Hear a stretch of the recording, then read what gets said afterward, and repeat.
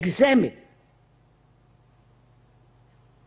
You must be free from those blocks which impede your examination. The impediments are your prejudice, your experience, your own knowledge or other people's knowledge. All those act as impediments. And then you cannot possibly have the capacity to examine or think together. Right? At least intellectually see this.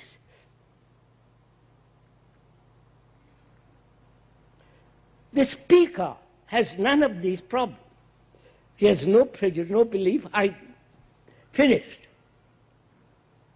Only then we can meet together, if you are also in that same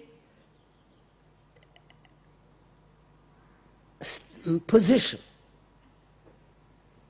So let us examine, think over, think together. See, think together over this question, why human beings right throughout the world have remained self-centered, knowing all the problems it entails, knowing all the confusion, misery, sorrow it involves, they hold on to it. Right? Now we're asking, is it desire?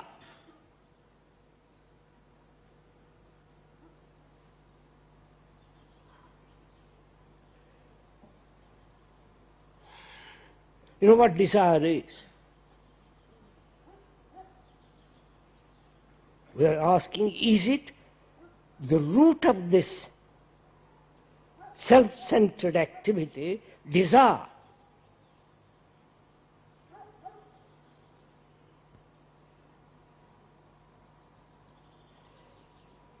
What is desire?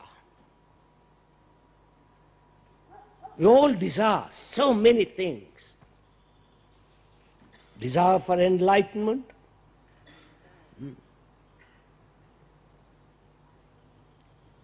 desire for happiness, desire for good looks, desire for what? A world that will be peaceful, desire to fulfill and avoid frustration. You understand? Desire by which all human beings are driven. Do you follow this? We are asking, is that one of the root causes of this self-centered existence, with all its confusion and misery? And religions throughout the world have said you must suppress desire. Right? You must become a monk in the service of God, and to attain that supreme thing, you must have no desire. You understand? This has been the constant repetition of all the so-called religious people in the world.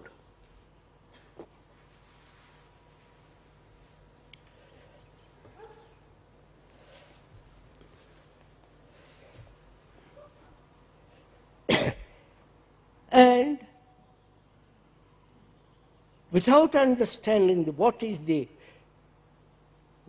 structure and nature of desire, they have had this ideal that to serve the highest principle Brahman in India, God or Christ in this world, in Christian world, or other forms of religious sectarian nonsense, suppress, control, dominate desire. Right?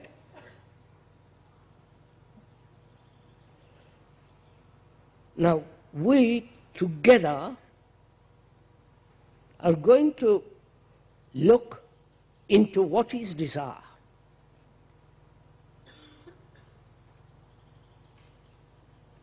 Now, when you examine what is desire, please listen carefully. When you examine what is desire or analyze, you are using thought as a means of analysis. That is, going into the past.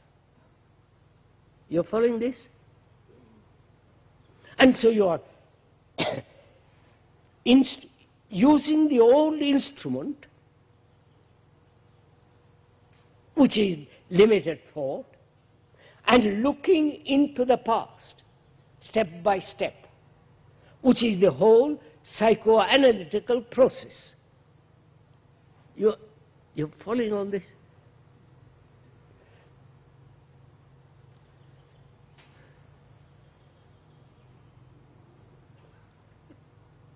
But to examine desire, you must see the actuality of it, not step it back. You understand what I'm saying? Please, come with me a little bit. You must be very clear on this point. The psychoanalytical, introspective, self-examination process is going backwards and thereby hoping to find the cause. Right? To do that, you employ thought. Right? And thought is limited, the old instrument, and you are using the old instrument to find the root of desire. Now we are saying something entirely different. Please give little attention to this. We are saying analysis by oneself or by the professional doesn't lead anywhere. Unless you're slightly neurotic and all the rest of it, that may be little helpful. Perhaps we're all slightly neurotic.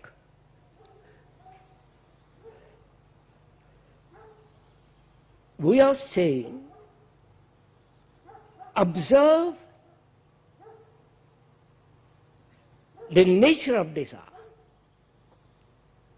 Don't analyze, just observe. You understand the difference?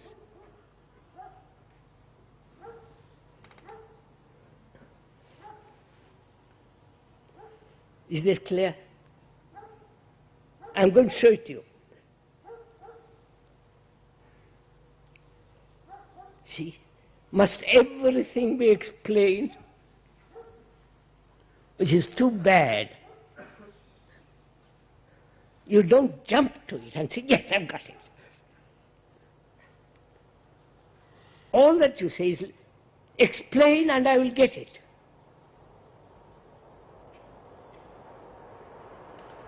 Explain the whole.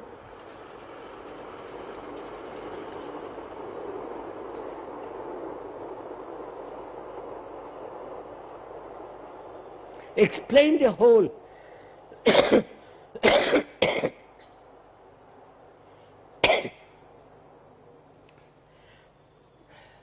The whole movement of desire, employ the words, correct words, describe it precisely, and I'll get it.